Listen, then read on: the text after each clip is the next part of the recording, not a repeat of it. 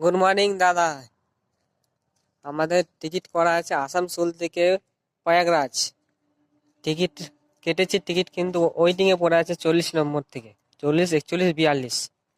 তো আমরা এই টিকিটটা কনফার্ম তো হবে না বলছে, কিন্তু এই রিজার্ভেশন টিকিট দিয়ে কি আমরা উঠতে পারবো ঠিক স্লিপারে? আর না জেনারেলে কেটে তারপর আমাদের যেতে পারবো?